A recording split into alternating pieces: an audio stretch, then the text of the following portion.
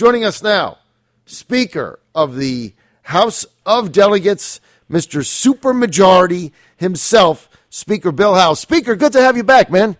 Well, it's good to be here, John. I haven't been on in a while. You've been ignoring me. Oh, well, I go through Matthew, and sometimes he's very protective of his speaker, So Thank you. Yes, he gets paid for that. He is very protective, and I know we had John a lot. You went through a tough primary, so we gave you a little hiatus. But now you're going to be back. We're going to be bothering you to get back on because we know you have a lot to say, and we're happy to have you with us. Thank you. Good to be here. Mr. Speaker. And another good night. A week ago on Tuesday, you lost one seat, but look, you had to defend a lot of seats in Northern Virginia, and you've still got a super majority.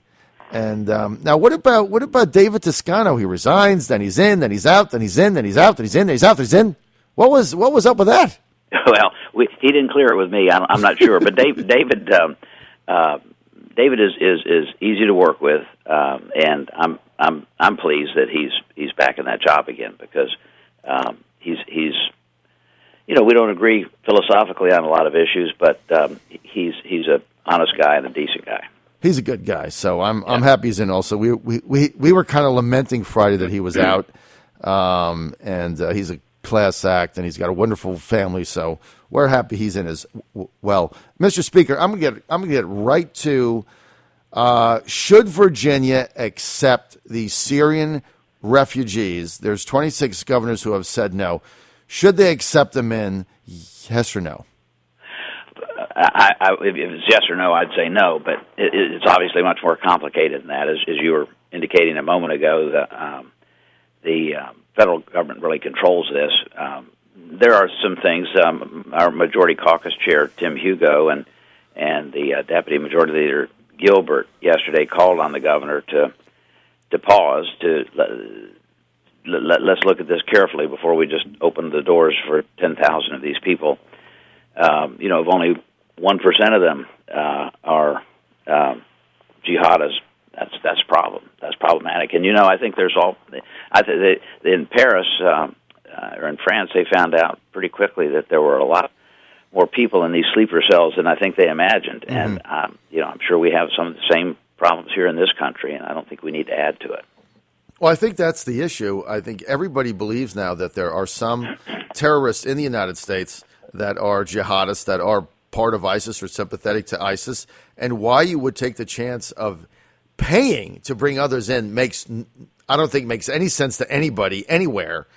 And I think what's bothering a lot of people, Mr. Speaker, is that it's become a partisan issue. How is protecting America or Americans in the homeland a Republican or Democratic issue? Where are the statesmen and women? Yeah. I have no idea. I don't know what goes through the president's mind or what goes through the governor's mind, but I saw in the paper this morning where he says we're going to take them, Governor McAuliffe, and so I think that we can do some things in the session that starts January 13th, maybe to limit the funding and do things like that, but that's going to be difficult because, of course, he has the power to veto anything we do. Well, he does, but look, I think, sometimes you just got to make a stand and let the governor go ahead and veto it, and I'm not sure that why Terry McAuliffe would veto it, but the thing is, at least you have the debate, and it gets people involved, and it gets people engaged in the argument, and I think that's a critical issue. All right, I want to get quickly, let's go to 2015. I touched on it a minute. You lost one seat in the House. I thought overall the performance was pretty stellar because going into this thing, you guys had to defend a lot of seats in Northern Virginia that I thought were tough to maintain. You came out of it down one. What was your overall view, sir? What was my role? No, your overall view. I'm happy. It was a good night for Republicans, as you say. We've got a lot of territory to defend, and some of it's not friendly. We had great candidates. It's really tough to lose, especially those two open seats up in Northern Virginia. We had great candidates running there. Great candidates around the Denham Hampton roads. Lara Overy was a super candidate, but It wasn't to be. It wasn't for lack of work on the part of the candidates, and it wasn't for lack of financing. We did a good job of raising money. And Virginia's probably not a 68 or 69% Republican state at this point. I wish it were, but don't think it is. But I think the results, and particularly the retaining control of the Senate, is a strong rebuke of the governor. You know, right. he put a lot of his personal capital as well as his financial capital into these races, and he basically got nothing. I'm so appreciative and thankful for our united caucus in the House. We have a strong united Republican majority, and we're working together. We're on the same page, and we had our meeting on Sunday where we reelected our caucus leaders, and there's just a unified spirit there, which really is going to make it a lot easier and a lot better for what's going to happen in the 2016 session. Yeah, I think that goes without question. The spirit of your Republican caucus, your majority, and the energy behind it, and the fact that there are so few squabbles really is, I mean, it's hard to do because, as you know, you get 67, 68 members, Mr. Speaker. Look, they're all independent thinkers. It's like herding cats, so not easy to do. I think you've done a fabulous job in getting everybody on the same page, without a doubt. The governor, a week ago, floating the idea of a hospital provider tax, your immediate reaction was that it was a non-starter. Why? Well, it's the governor saying, hey, it's not going to cost anybody any money. It's going to be free. And I think we're finding out quickly there's no such thing as free money. The provider tax is basically a shell game. It's taking from one pocket and putting it in another. Goodness gracious, we saw in the paper this morning at the House Appropriations Committee retreat yesterday, they disclosed that we have about a $1 billion shortfall in existing Medicaid today in this budget year coming up. And Medicaid, the existing Medicaid is proving to be incredibly wasteful, incredibly expensive. It's like the Pac-Man. It's eating everything else in the budget.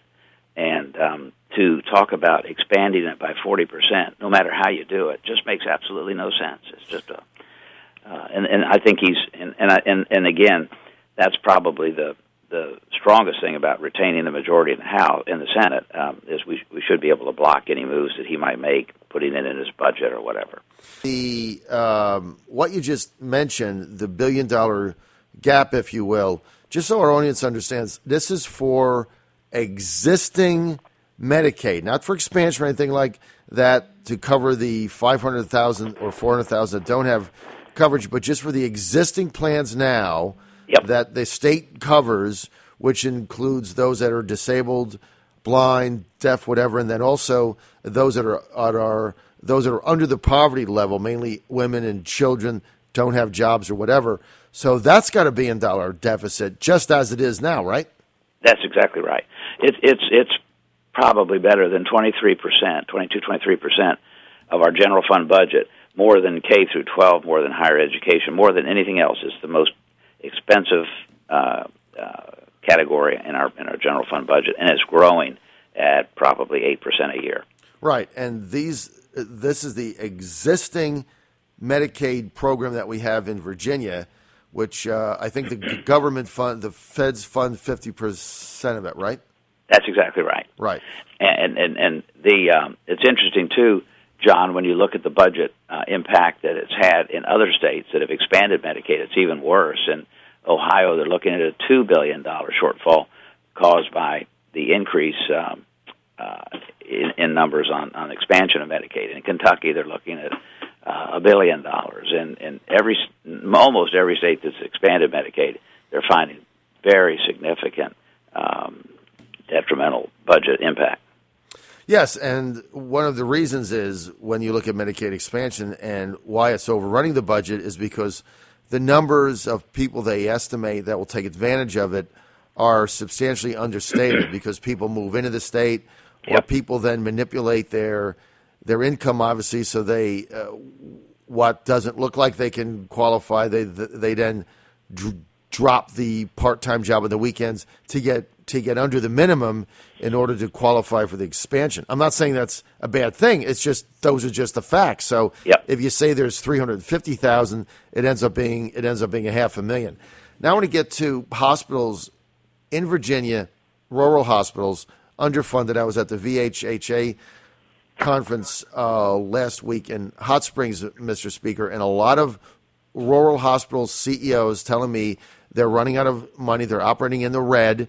They're going to have to cut services. One hospital in Southwest Virginia is already closed. You don't want to expand Medicaid. Understood. What's the plan? I mean, how do you save these hospitals? Well, they have to perhaps do a better job of controlling their costs, and it's instructive to remember that the reason these hospitals are suffering is because under the Affordable Care Act, the reimbursement that they're getting from Medicare, the system for people over 65, has been cut pretty significantly. So in the original plan, I think they thought, well, they'll make that up with the money from Medicaid expansion, but you'll remember the Supreme Court said that you can't force that on the states. They have to decide. So the 20 states or so that haven't expanded Medicaid, those hospitals are finding that their revenue is down, but they have to adjust for that. We are trying to help in as many ways as we can in budgeting additional money for rural hospitals, for free clinics, for community health centers, things like that. The Thomas Jefferson group came out with a report the other day that showed that totally the hospitals in Virginia are continuing to do well, and in fact they improved their financial position in 14 over 13. That doesn't mean that there aren't going to be significant problems in isolated areas, but it's just something we'll have to deal with. But the answer is not to expand Medicaid. That's the completely wrong approach. All right, so it sounds like you guys are going to do something in 2016 to look at these underfunded hospitals in some of the more rural areas of Virginia and try to do something. I want to get to the governor's proposed budget bond package. Overall reaction? Well, he came out with a whopping figure that is just way more than we should do or could afford to do. I think there will be a bond package, and I think it'll be scaled back pretty significantly from what he was the numbers that he was floating, $3.5 billion or something like that. But we probably will do a bond package. Virginia does enjoy a AAA bond rating, and rates are very low right now. And there's some things that need to be done. The port at Hampton Roads is asking for $350 million over a period of years, and that's a real asset of the Commonwealth, and we need to make sure that it's doing as well as it can. So there'll be approaches like that need to be addressed. Things that were filed. The first one I saw concerned the governor's proposed $17 toll on I-66. Can you share with our audience what your position is on that? Well, that's just a silly. I have no idea what he's thinking of. The $17 toll inside the Beltway on 66 would not create any congestion relief. In fact, it would all be used for bike paths and buses and pedestrian walkways inside the Beltway. So the people of Arlington would enjoy additional bike paths at the expense of the people in Prince William and Loudoun and Fairfax County who have to pay these additional tolls.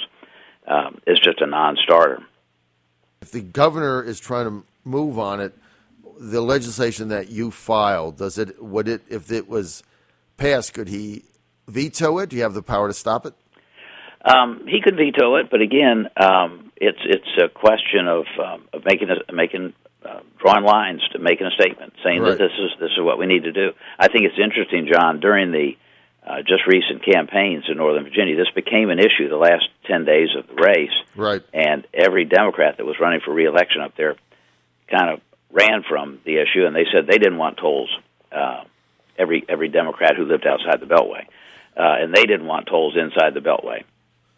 And it'll be interesting to see if they vote that way on this on House Bill 1, which will be presented to them in a couple weeks, or within a week after we go into session. Well, it sounds like you might be able to override the governor's veto on that. Let's get to these crazy EPA rules. I know we've been talking about this, Mr. Speaker, forever in Virginia. The President Obama's EPA overrunning the state with all kinds of absurd rules now that's going to really be an economic disaster for a lot of people. How can the Virginia General Assembly stop any of it? Well, we have a bill that would require the General Assembly to approve any clean power plan that the state has to work up. The DEQ saying to the states, you've got to form your own plan to reach these certain guidelines, and if you don't, we'll put our own plan on top of you. And what we're going to say is any plan that the state comes up with would require General Assembly confirmation. Well, but then could the governor veto that? Well, of course, he can veto anything like that, can right. he?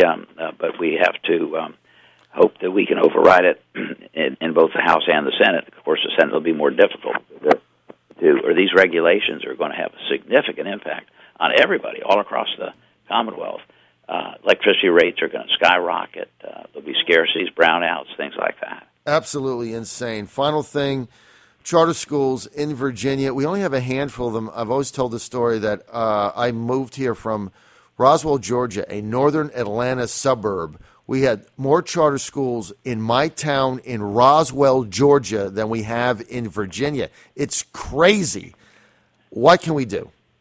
Well, the reason that we're limited in Virginia is our state constitution that says that public education shall be the province of the local governments. They have control over what happens as far as local government, and including the charter schools. And the local governments so far have declined to authorize any new charters, very few new charter schools. And so we have the second resolution on a constitutional amendment, which would authorize the Board of Education, the State Board of Education, to create additional charter schools. This is a constitutional amendment, and you remember, of course, you have to pass a resolution, have an election, and then pass that same resolution a second time. Then it will go to the people this November of 2016 to be voted on. And I'm certainly hopeful that House Joint Resolution, which has passed one General Assembly, will pass this 2016 General Assembly. All right, Mr. Speaker, we're out of time. I want to thank you for that. Congratulations on your big win the other night, and we look forward to having you back next week. Thanks, sir. Thanks, John. Good talking to you. All right. Bye-bye. This is the John Fredericks Radio Network.